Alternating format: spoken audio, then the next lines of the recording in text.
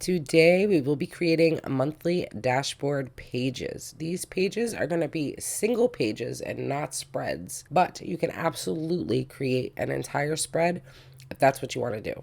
Also, I want to mention that these do not have to be reserved exclusively for the month. You can also create a similar dashboard for your weeks, your days, or any other sections that you want to have a sort of a summary page, if you will. It is essentially a page that gives you an extra level of planning. I hope that makes sense. If not, I'm sure it will make more sense once we start making them. I will actually be creating a weekly layout page that has a dashboard that I call a weekly combo or hybrid. So you'll see another application for it in that video. I think that's episode 12. With all that being said, let's get started on our monthly dashboards. So per usual, the first thing we're going to do is come over to our pages, our parent pages, and click the plus to add a new parent page. We are going to rename this, and we are going to call this monthly dashboard. I'm going to call it monthly dashboard 1. Now, because I'm doing it only a single page, I'm going to want it on the front side of the page, which is the right page of the spread.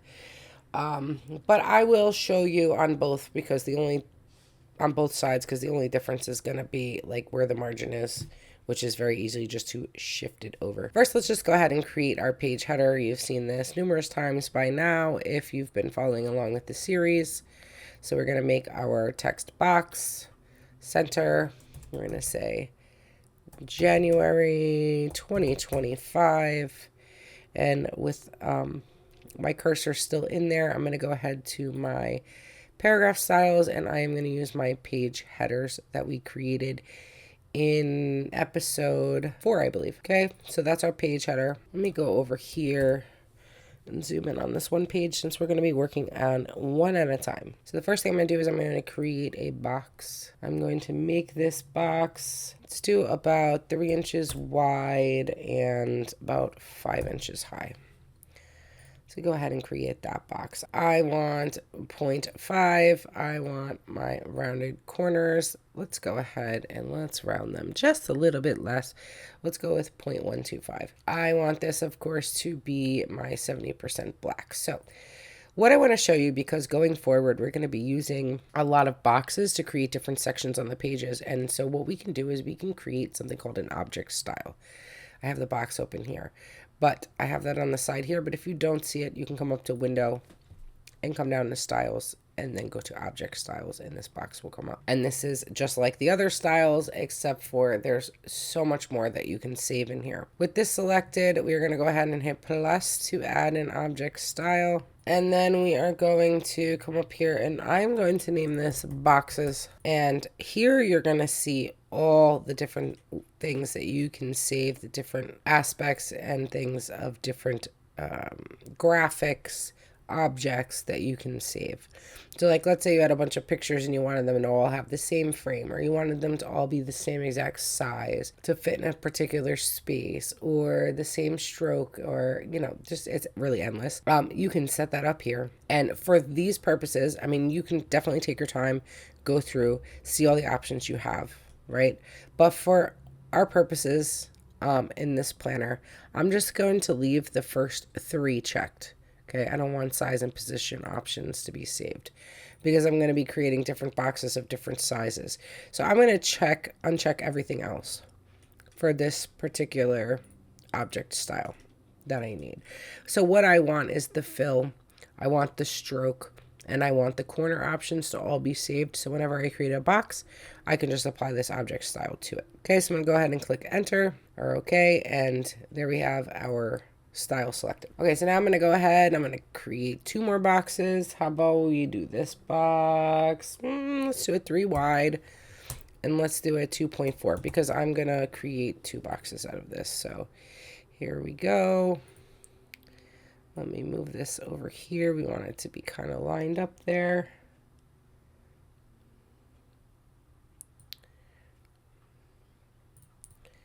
Maybe I might go ahead and adjust this a little bit Make them a little bit bigger. Okay, so now obviously this box doesn't match this box, so with this box selected, what I'm going to do is just hit boxes. And there we go. Look, they match. Perfect. Look how easy that is. It makes it a lot more simple and makes it a lot easier for you to keep things consistent. I found a new word. That looks like a decent gap, maybe a little bit more. I want to have it kind of close to this gap. I also want to have it lined up in the bottom here, so I'm just going to highlight both boxes, and I'm going to drag it down to resize them a little bit. Okay, so now we have our 3 boxes, 1 tall one and 2 little ones, and I am actually going to go ahead and create 1 more box just to fill in the bottom here. Again, with the box still selected, I'm going to check boxes, and now we are all even. And now we're going to start to make things a little cuter, a little more functional rather than just a page of boxes. The first thing I want to do is in this box, I'm going to create a little header. So a little header section. So I'm going to go ahead and I'm just going to create a rectangle there. I'm going to get rid of the stroke, and I'm going to add a fill color for one of our swatch colors. Let's go with peach. Because this is intended to be written in, I do want to bring the tint down a little bit so that will be easier to write in. Let's go ahead and make it just a little bit bigger. Okay, that's a nice little header box there. I don't like, okay, there we go. And here I want to add some maybe bullet points. Let's create a little circle. Let me zoom in a little bit here. I am going to create a little circle. If you hold shift, it keeps it as a perfect circle. And I don't know, something like that is about a good size. So what I want to get rid of the stroke here. And I want to also fill it in with that same color. So actually I'm going to click here. And this is why sometimes you might want to go ahead and create swatches for your tints. If you think you're going to be using it over and over again, I would recommend that. So I'm going to go ahead and I'm going to make 5 copies of this. So oops, I was holding on to the wrong button. Okay, so make 5 copies of this. That looks good. Let's go ahead and let's step and repeat 4 times. So edit, step and repeat 4. Okay. All right. We want to have these spaced out a little bit more and a little more evenly. So let's go ahead and let's highlight all of these guys. Now, when I dragged a highlight, I highlighted or selected this back box too. If you want to deselect one item, because like the easiest thing would be, right, to select them all. Otherwise, you could select one circle, hold shift, and then select each one after that. That you can do. But sometimes it's easier just to go ahead and drag the box over it. And then if you're holding shift and you click on one that's already selected, it deselects it. Okay, so that makes it a little bit easier.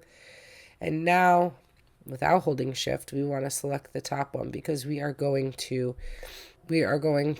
distribute these evenly like we have in previous episodes. So with all of the dots selected and then the top one selected as our object selection, we are going to come down here. Let's just see. I'm sure that's way too small. So let's go ahead. Let's say 0.3 just to see where that shows up because I really have no idea. And we're going to want to use distribute vertical spacing. Okay, so that's definitely too much. Let's drop it down to 2. Let's try like 2.4 maybe, or 2.3. 2.3 looks good. Okay, that looks good to me. So I'm going to group these guys together. And they're actually pretty even, so from top to bottom. So it looks good to me. I'm just going to leave that. Grouping them is nice too because like if you want to change them, let's say every month you have a different color. And so as you add it, you want to change it. You could just click on the group and then change the color without having to like select each one of those. Okay, so let's now do something with this box here. I'm going to go ahead and I'm going to create another little box, another little rectangle inside, which you've seen me do before. Okay, so I'm going to make this 1.5 font. I am going to, of course, round my corners. Might need to round it a little bit less because it's a smaller box. And I want to make this, yet again, the same color as that. I can go ahead and make this the regular peach color. I don't have to have it the lighter version because it's not intended to be written on. Oops. Make sure that the stroke is what you're changing. Okay. And now I have this cute little box. Now I want to make sure this is centered in here. It's our little header box. So I'm going to select the little box, hold shift to select the outer box, let go of shift, select the outer box again because that's where we want to center this in, and then go ahead and hit your center button. And that's that. Now I want to go ahead and I want to add some lines. Let's create a table. Let's do 5. Let's do 5 sections and then we'll do 1 column. And let's see how that works. And we're going to draw it out here. We are going to select the table, of course. Select the whole table. And we are going to use our cell styles of lines. Honestly, these are kind of big, but I kind of like that for the dashboard section. Let me see what this looks like. Okay, so maybe we want it a little bit smaller. So you don't have to choose an exact size either. If you wanted to, you can readjust this like you do, hold shift and it will readjust all the lines.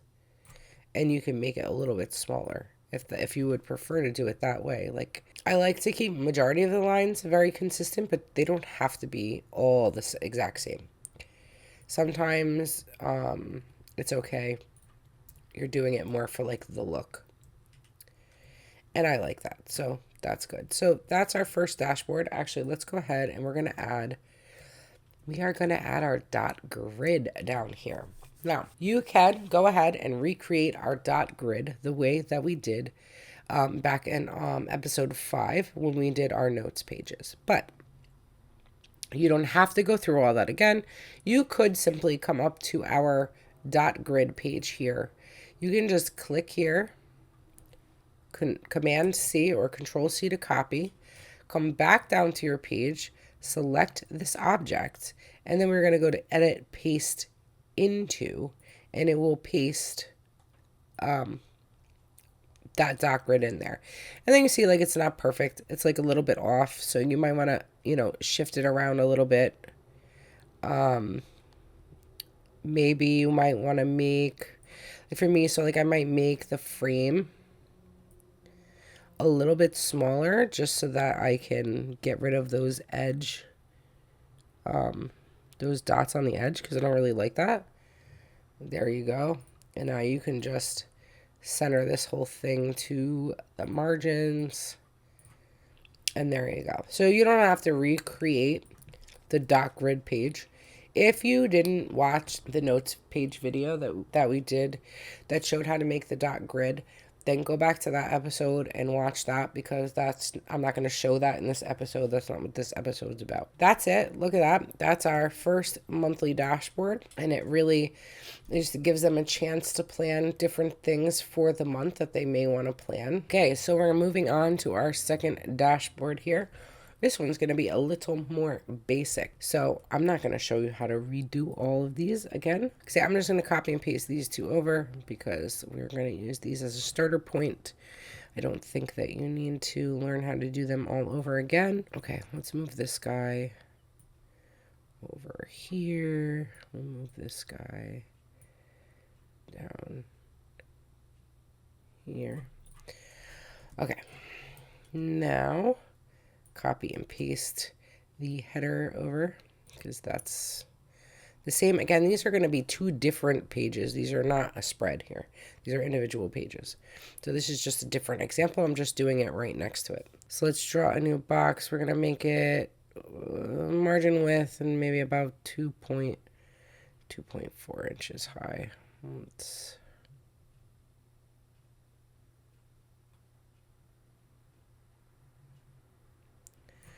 That's about right. And we'll move the rest of this down a little bit.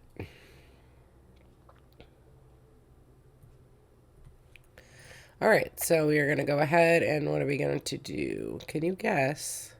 We are going to apply our object style of boxes to that top box. This one I'm going to leave empty. This is going to be for the planner user to decide what it is they want to do with that section. And then I am going to select that box, and I am going to copy and paste it on the bottom as well. And you know what I think? Let's put this centered, and let's go ahead. Let's resize these a bit, make them a little bit bigger. That's fine. Okay, now we're going to adjust these a little bit.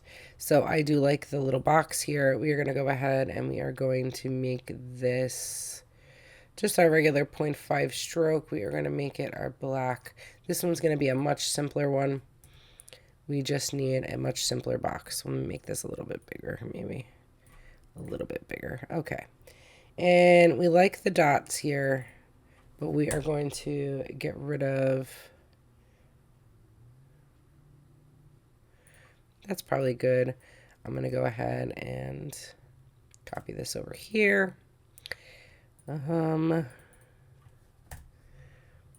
is going to be our top 4 priorities. Move that over a little bit. And let's give this a no fill, or you could do a white fill. It doesn't really matter. And I'm going to do a 0.25. Let's do a 0.5. We're going to do a 0.5 gray. So we're just going to make this a little more simpler. That way, if you're looking, you know, you can figure out if you want to add colors and whatnot. I'm just trying to show you different options. And then I'm going to add the grid down here, which I will do the same way that we did the dot grid. So let's go to our grid that we created again in episode 5, our notes pages, and we're going to select it. We're going to do Command C or Control C to copy. We're going to come down here, select our object, our box that we want it to go in, and we're going to go Edit, Paste Into. And that's going to paste it in there. And we can go ahead and adjust this wherever we might want to. Maybe we want to make sure it's full boxes. And that, if that's the case, you're going to have to adjust the frame a little bit in order to get it to fit in there, right? And maybe just a little bit more. There we go. And then we'll go ahead and center that in the page. So it's a little bit smaller. If that bothers you, you can go ahead and 1, 2, 3, 4, 5. Make those closer together. You can make this the same width as down there. See, it'll give you the guide there if you want to do that. And yeah, so you can make that a little more even if that bothers you. But that's totally up to you. That's one more option. So we have a more plain option here. Again, you're really allowing your customer or your planner user to envision and create anything they want to out of that page. Okay, so let's go ahead and move over to our Doggie themed planner and show you what you can do to spruce up a monthly dashboard. I'm just going to show you one example. I am trying to keep these videos a little bit shorter for you guys because I know that sometimes they're really long and you then still need to do what you need to do to create your planner. So I want to give you the proper information. but I'm trying to shorten them a bit. So if you have any questions, you feel like I missed something or skipped over something, or just not sure how to do something, just make sure you leave me a comment and ask me. I am still holding an episode, I think 16, for answering your questions or showing you guys pages that you've requested. So don't forget to let me know. So we're moving over here to the Doggie one, and we're going to say add parent page. We are going to make this one monthly dashboard. I'm just going to show you one here. So to start off, I'm going to go ahead and I'm going to copy this other page because, well, it's a good starting point, and there's no point of redoing all of that. So I'm going to come over here and I'm going to say edit, paste in place, and we'll put it right in there. Okay, well, how can we make this cuter? Let's go ahead, let's add some PNGs, because what else are we going to do, right? I'm going to go ahead and let's make this our blue. Actually, let's make it let's make it the blue fill. So no stroke, just blue fill we've added there. That's cute. I'm going to go ahead and add some little paw prints. So where's our little paw print?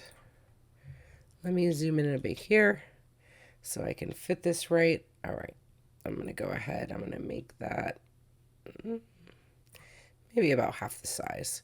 So let's turn this a bit. I want to rotate this around because we're going to make it look like the doggy is walking across the page.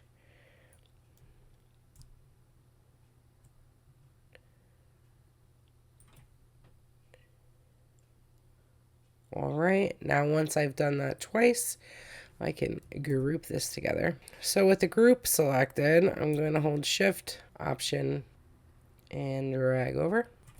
And now we'll keep that selected and we can do our step and repeat. Let's see, 1, 2, 3, 4, 5, 6. So let's go ahead and do step and repeat, and let's do 7.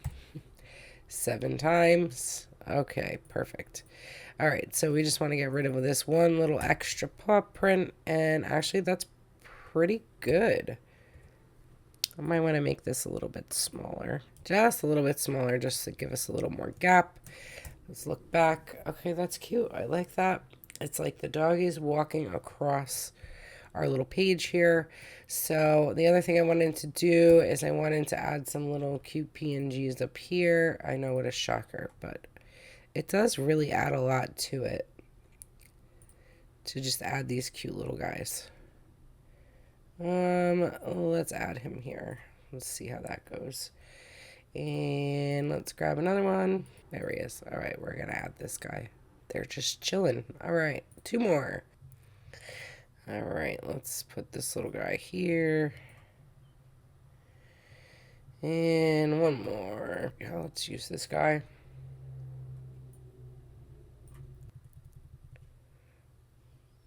Kind of want to have them, close to center here. These guys might be too big, so let's go ahead. Let's go ahead and resize them a little bit, just so that we have close to the same gap there. Okay. So now we got our little guys up top. We got our little paw prints going across, and it's already looking so much cuter, jazzing it up a bit, and so simple. It only took a couple minutes. So that's it. That's all I have for you guys today. Just keep in mind that you can also take elements from other pages that we have and will create to change the dashboard around or jazz it up a bit. This is totally up to you. As long as you understand what the dashboard is used for, then there are countless ways that you could make it your own design. Over the next 4 episodes, we will be creating 4 different layouts, 4 different weekly layouts, just to get you started. So the next episode, episode 9, we will be creating vertical weekly layouts. So make sure that you subscribe and hit the bell notification so you don't miss it. Now get to work on your dashboards so that you'll be ready and all set to start adding your weekly pages in the next video. All right, guys, I will see you in the next one.